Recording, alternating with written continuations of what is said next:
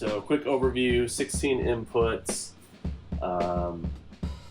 8 outputs, and bus outputs. So these are mono buses, 1, 2, 3, and 4, and then 2 stereo echo sends.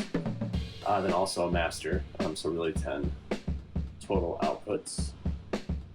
Each channel comes in on DB25, sort of in line, channel 1, 2, 3, all the way down. And each channel has selectable sends. So you can do with these buttons the echo sends, A, B, C, D. Bus sends, these are nice, they're these cool colored switches.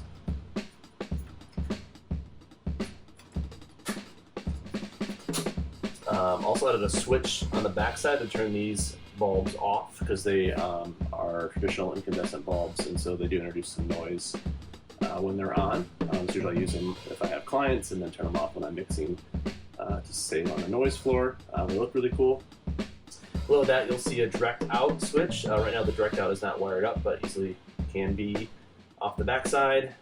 Pan switch, what sends the signal to the pan knob and then the master output.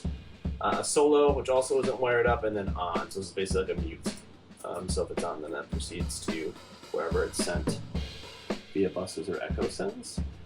Each channel has a pan, and then a level control. And then from here you have VU meters for monitoring on all the outputs, echo A, B, C, D, and bus 1, 2, 3, 4, and then left, right master meters as well.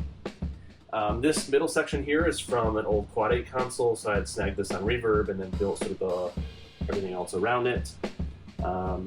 This panel, all controls, knobs are either net new or new old stock. Sitting and custom made this panel with these new old stock military grade VU meters, and then 2 larger new stock, or not new stock, this is not new. Master output. We'll start here on the left. So this is the switch for the bus meter lights, or the bus switch lights. Previously I had the power supply. It was a solid switch motor power supply inside here, but didn't get the noise floor where I wanted, so you'll still see some of the original design stuff for that. So like this IEC connector doesn't go anywhere, just left it in place, and then where the on-off switch used to be, it's just a ground bolt now. And instead I added this XLR 3-pin to bring in ground plus minus 24 volts DC from the external power supply. So that will just plug in there, the cable comes with it, and the power supply comes. Here we have master outputs. So right now the thing that's wired up is the output left and right here. I do have space for send and returns. I'll include with the sale a board that can easily be populated to bring back in the sends and returns. I wasn't using the send and returns a ton on the master. I ended up repurposing some parts from that board for something else. So I'll include it. You can easily mount it back in there and wire up send and returns so you have that on the master if you wanted to. Right now that's not connected, but outputs here are connected. And then this is the bus and echo output, so everything's on DB25 and labeled here. I also have cables that I can include depending on what you need. I also have a TT patch bay laying around that you can also include maybe for a little bit extra.